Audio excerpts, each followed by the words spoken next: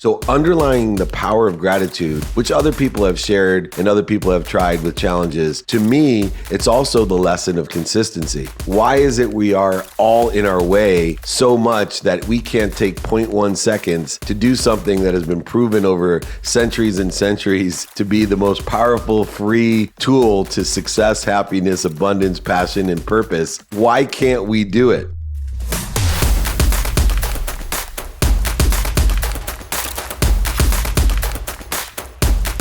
Welcome, Model FAs. I am extremely excited about this guest that we have today, David Meltzer. So I'm going to give his bio, but I'm also going to share my own personal bio so you can get some insight as to when we got connected, the impact that he's had on my life, and I know he will have an impact on yours. So make sure that if you're driving, you're paying attention to both the road and the episode. And if you're not driving, take some notes because this is definitely going to be a jam-packed episode filled with value. So without further ado, David Meltzer is the co-founder of Sports One Marketing and formerly served as CEO of the renowned Leigh Steinberg Sports and Entertainment Agency, which was the inspiration for the movie Jerry Maguire. His life's mission now is to empower over 1 billion with a B people to be happy. That's probably the biggest thing that I've gotten from Dave. So this simple yet powerful mission has led him on an incredible journey to provide one thing, and that's value. In all of his content and communication, that's exactly what you'll receive. As part of that mission, for the past 20 years, he's actually been providing some free weekly trainings to empower others to be happy. And the link will be in the show notes. But if you want to go and take a look, if you're at your computer now, it's simply dmeltzer, meltzer.com/training. But again, that will be in the show notes. So Dave, welcome to the show. And for those of you who haven't come across Dave, so Dave has had a big impact on my life. So a few years back when I was first starting my business, I was doing so in the midst of a divorce, probably the most unhappy that I had been in my entire life during that period of time. So I had paid to, or I should say back up a little bit, I came across some of Dave's content and really liked it, paid for him to coach me for a few sessions. And he really taught me the power of gratitude and happiness, which are some of the two main things that you speak a lot about. So just to start off, I want to say thank you for your time. Thank you for the impact. Thank you for what you're doing for others out there. And I am super grateful to have you on the show. That's so awesome. And the blessings that I have are the ability to plant seeds, even under trees that I'll never sit under, as Dennis Waitley taught me, and carry on that legacy of the most important thing, which is perspective, and sharing that perspective of happiness, which becomes extremely viral because all you got to do is witness happiness and it makes you happy. And happiness strengthens us mentally, physically, emotionally, spiritually, and financially, as you have figured out over the last couple of years. Awesome. Appreciate that. So for those of you who want to learn more about Dave's backstory, feel free to connect with him on the various social platforms. Just simply type in David Meltzer on Google, and I'm sure the majority of those will pop up. But we're going to get right to the questions because this is going to be a quick episode, jam-packed with value.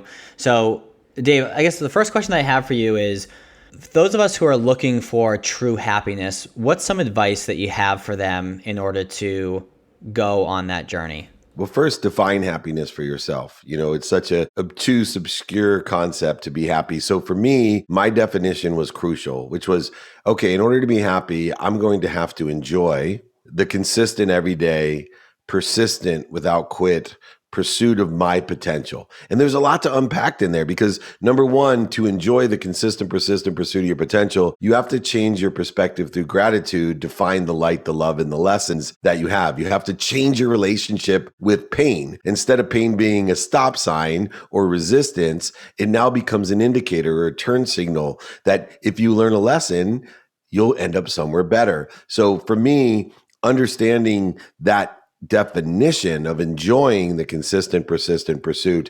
And then, of course, to unpack consistency is crucial. So you have to have daily practices in order to be consistent. Persistency is evolved under desire, that you must be what you can be.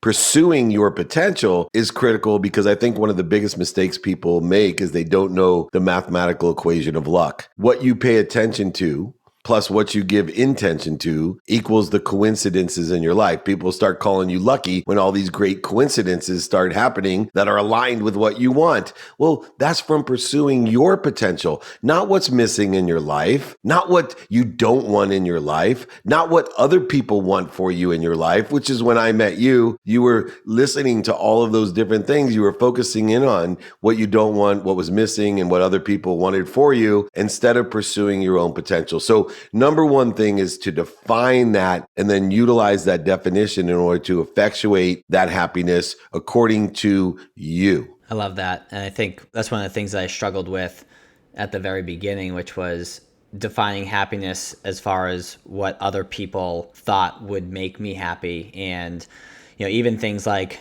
family and friends and whatnot who didn't run a business, right? They were employees, which is a totally great path to go down, but they were giving me advice, right? And one of the things that you've shared with me before, which is if someone hasn't accomplished what you're looking to accomplish, they may have the greatest intentions to try and help you, but their advice may not be overly relevant to your particular situation. And that really stuck with me. That's one of my favorite, right? Just because someone loves you or cares about you doesn't mean they give you good advice. Mm-hmm. Yep. One thing that you say all the time, I don't know if you consider it your mission or what you call it, but I've kind of just borrowed and stolen this from myself because I absolutely love it, which is make a lot of money, help a lot of people, and have a lot of fun. Like, I just freaking love that. So tell me more about how that came about and how do you live your life in accordance with that? So that's my mission statement, which has evolved. When I started Sports One Marketing, the marketing and media company with Hall of Fame quarterback Warren Moon, I was still stuck more into the overselling, back-end selling, lying, manipulating, and cheating mode of my life, the scarcity mode of for me, buying things I don't need to impress people I don't like. So in that BS role or energy, I came up with this long-winded mission statement about leveraging relationship capital and blah, blah, blah. And I sat down with my business partner, who nicknamed since he was a child was QB1 Kenobi, because he's so wise and keeps things so clear. And so he read the statement when we were starting this business together. And he said, Dave, what does this paragraph mean? It sounds like a whole bunch of mumbo jumbo Dave Meltzer BS. And I said, oh, well, that basically says we're going to make a lot of money, create abundance. He goes, okay. I said, what does this paragraph mean? Same thing, right? I said, oh, that means I want to help a lot of people.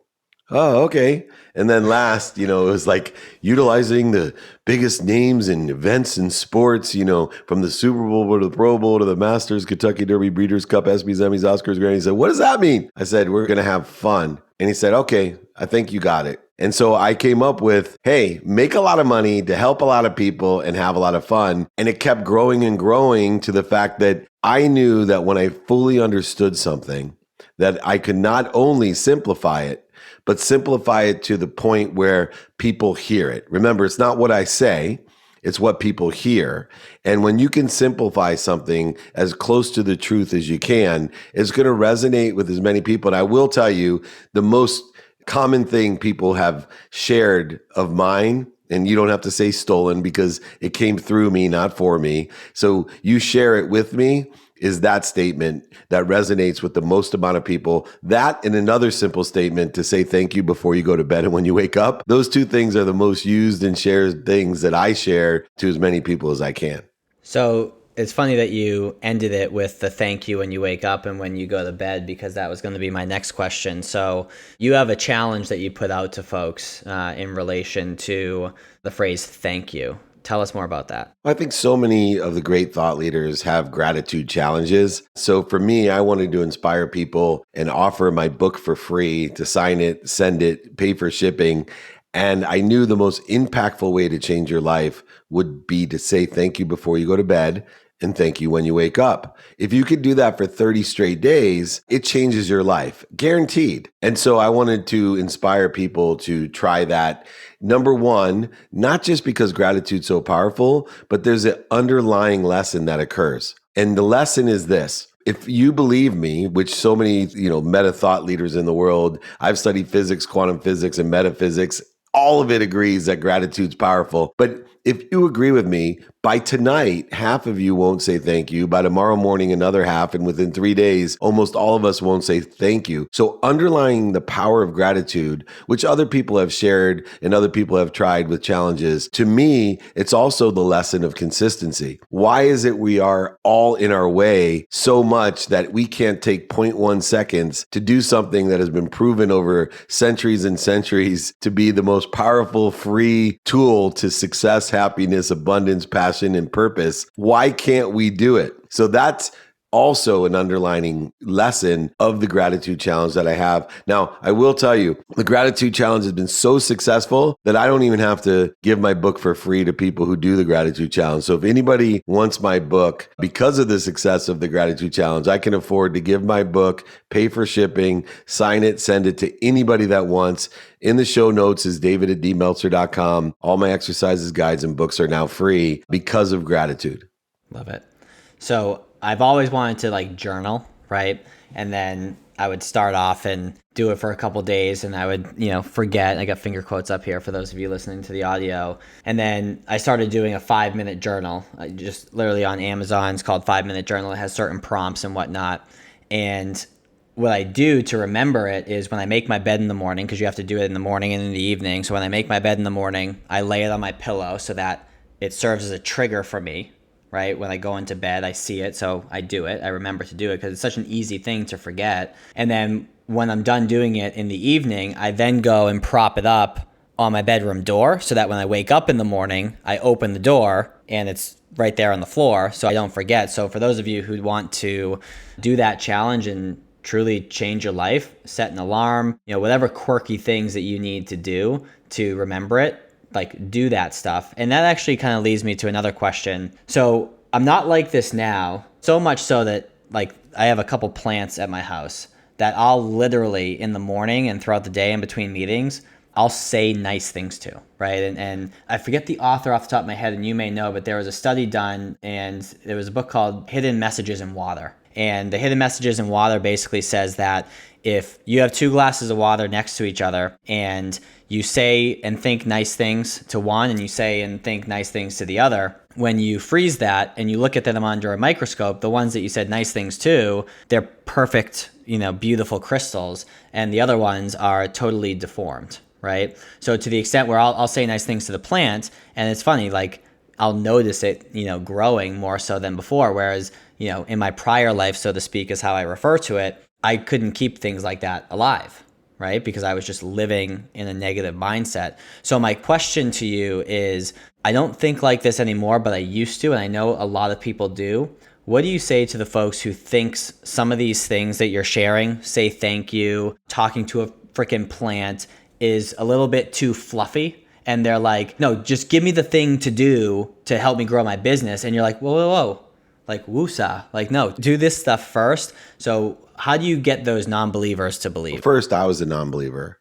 So sharing my story about non-belief, I think assists me in having credibility of sharing that woo-woo. And I will tell you, because this is a point of contention for me. When I wrote my book, I had a tremendous success. Best-selling book, domestically, internationally, top bestseller, connected to goodness. The only bad review I got was on Goodreads. And I want people to look it up because this woman ranks on my entire book because says, this is the most ridiculous book ever. He says that you can talk to water and change it, right? Now, meanwhile, I'm going to give a gift to everybody right now. When I take a sip of water, I'm 80% water or more. I put my intention into this water so it becomes in my system. So if I want all my relationships to be peaceful, that's my intent. I shut my eyes and I drink my water. And now that intention is carried in the biggest conductor of energy, which is water, right? It conducts electricity better than anything. You do not want to be in a swimming pool in a lightning storm, right? Trust me. So understanding that, I have number one credibility because I was the most resistant person to this woo-woo BS than anyone. So I can tell that story of how I was resistant and how my ignorance of what was going on, and I have several different stories that I could tell to teach these lessons, allow someone to open their mind. One of the key lessons that I've learned through what you're speaking about is how important it is to talk to people and to attract people with open minds. One mathematical equation that I use in sales more than anyone is all I'm looking for are people with open mind. I used to do so much research to align, the capabilities, the skills, all these things in an industry to find that low hanging fruit, millions of dollars of time, energy. And then I realized, you know what? It takes 1,000 more times the energy, time, money, and emotion to convince or to re-engineer someone's closed mind as it does an open mind. So why aren't I searching and seeking and attracting open minds in order to effectuate two things? How I can provide service or value, which becomes easily more receptive to an open mind, and then also how can they help me? An open mind is going to exponentially want to help you more. They're going to know somebody to help you if they don't and can't help you. And so I shifted because of this exact paradigm, because of this conflictual nature. I've reconciled it by seeking and searching people with open minds. So if somebody does have that closed mind, I utilize my 3-no rule. I give it a shot, but I don't try to waste my time trying to re-engineer a closed mind when I know that I can re-engineer 1,000 open minds and utilize and have a greater impact. So I think you got to know, give it a try, but know that certain people, you're planting seeds, they're just not ready for the tree to grow. Yeah, I like that. Hey, Model FAs. I know you're enjoying this conversation, but I wanted to take a quick break to talk to you about the Model FA Accelerator. This is a unique collaboration between us and you, where we help you build a financial advising practice that you can be proud of. We focus on the foundational concepts around how to pick a niche or a specialization, how to price your services, how to construct an offer that people are going to buy, and then how to market it and sell it in a way that'll get people to sign on the dotted line and become clients of your firm, all while giving you the information to scale and set up workflows and operational processes that'll allow you to reclaim your time and build a practice that doesn't run you. So if you'd like to hear more about that, go to www.modelfa.com/accelerator or www.modelfa.com. Hover over Work With Us and click on Accelerator. Hope to see you in the program. And there's a book series that I've read from Anthony Williams, and he's like a medical medium. So he basically gets his information from a spirit.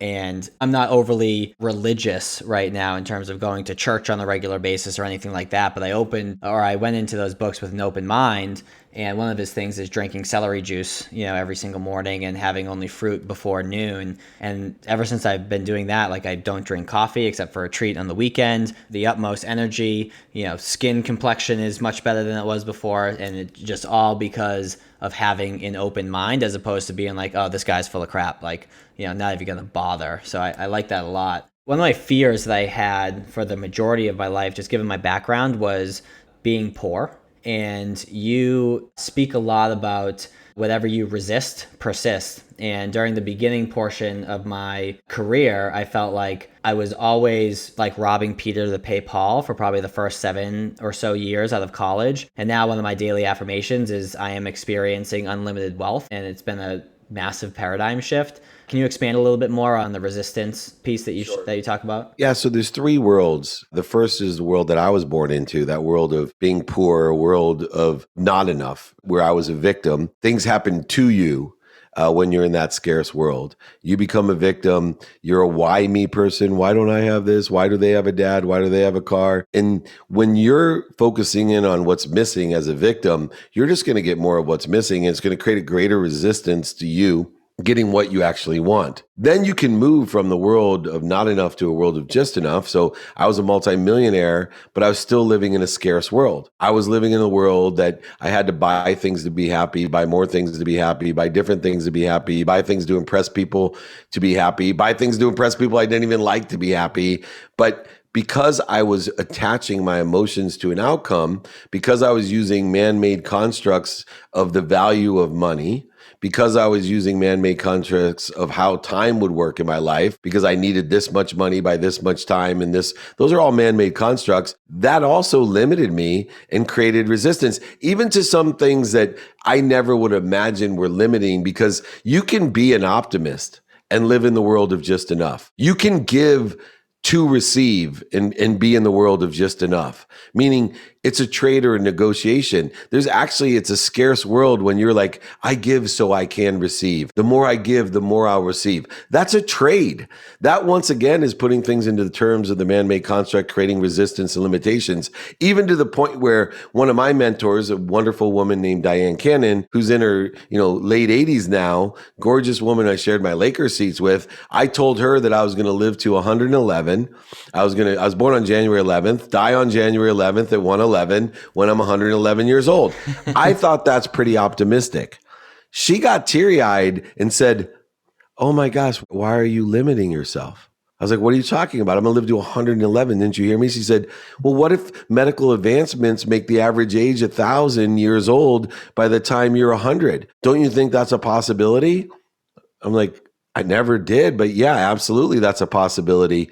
She said, see, how disappointed are you going to be when everyone's living to 1,000 and you're dying at 111? You've limited yourself because of your perspective. So I moved from that limiting world of just enough to live to 111, just enough to have $100 million, just enough. All these things seem like a lot as an optimist, but they're actually limiting because you're implying man-made constructs or energies of limit instead of living between limitlessness and infinity in a world of more than enough of everything for everyone, where not only do you utilize the currency of money, a man-made construct, but you blend it with the currency of faith that you're exactly where you're supposed to be. You're doing everything that you can to angle to what you want, but you have faith you're going to end up somewhere better, that you live between limitlessness and infinity. You start looking at things without resistance or limits, and you start seeing, wow, so much of my life is creating interference, voids, and shortages that don't exist. I'm so far in my own way. I need to create a new illusion, one that has infinity. Here's the problem with infinity. Human mind can't fathom it. I still think it's the problem with the internet is that, I've been in the internet longer than almost everyone. I started in 1992, right? Selling legal research on 286 XT computers with 9600 baud modems,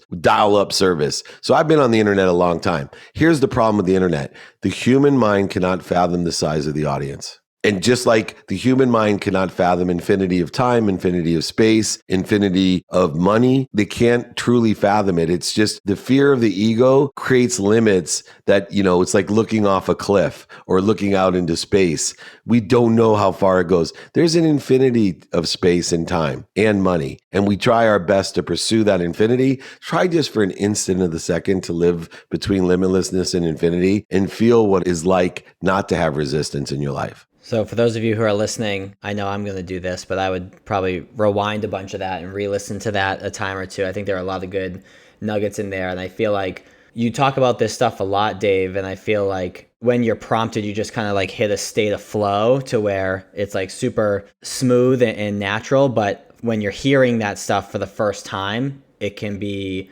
tough to grasp at first. So feel free to go back and re-listen to that. In the interest of time, last question. So all I did was ask you to be on this podcast, and for that, I'm grateful. But it was a result of you talking about the power of asking.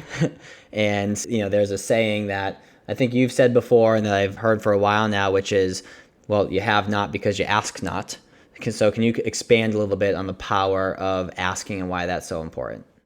Yeah, there's two series of questions that we need to ask. Asking is up there with thank you. Both are things that we learned before we were 3 years old, right? Remember to say thank you. Mm-hmm. Remember to ask. And what happens is asking is directly tied to worthiness. That if we don't truly have faith that there's more than enough, if we think if we are getting something that it's taking away from someone else, then we are going to have an interference or we're going to have resistance to asking.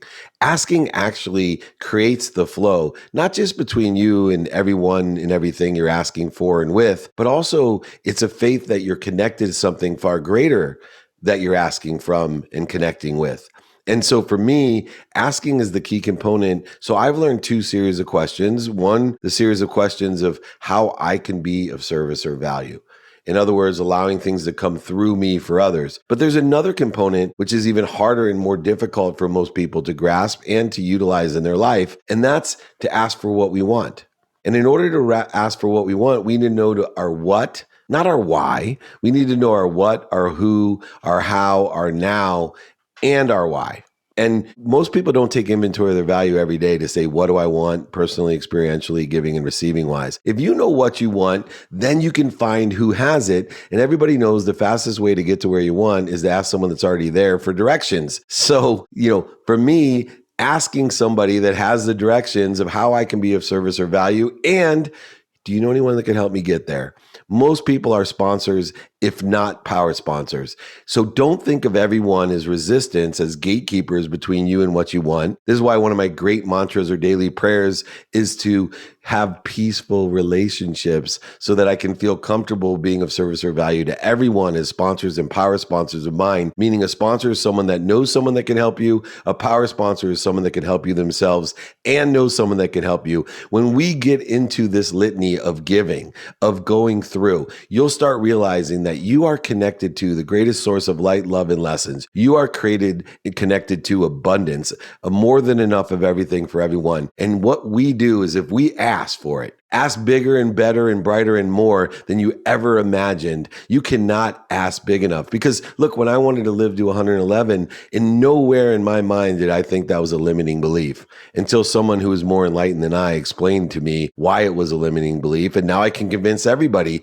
that living to 111 is a pessimistic limiting belief because I should be saying I'm going to live as long as I can, as happy, as healthy as I can. I want everyone to ask bigger, ask more often, ask in person, on the phone, via email, traditional media, and social media. Ask for what you want. Know your what, know your who, know your how, know your why, your now and your why. And I promise you, you will rapidly and accurately totally affect the mathematical equation of luck because you'll start paying attention to and giving intention to all the coincidences that you want in your life without limitation. I've been following you for a few years now, and there's certain themes that we've hit on today that you speak about quite often. And every time I hear it, it's like the first time I'm hearing it in terms of like captivation. So I appreciate what you're doing. I thank you for joining the show. Before I share with you how, or ask you how people can find you and connect with you, similar to Dave, if you shoot me a text saying connected to goodness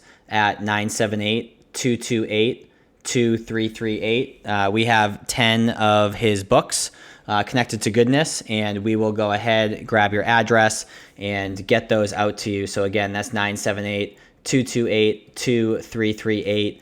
Dave, where can they find you? Easiest, just Google David Meltzer at David Meltzer, but you can email me directly, david@dmeltzer.com. Free training, exercises, guides, books, my TV show, 2-Minute Drill, elevator pitch. My podcast is the Playbook. Download it, like it, share it, but reach out to me. I personally answer everything and I'm happy to be of service. And remember, most importantly, David and everyone else out there, be kind to your future self and do good deeds. Love it. Thanks for joining, and for everyone listening, thanks for tuning in. See you on the next episode.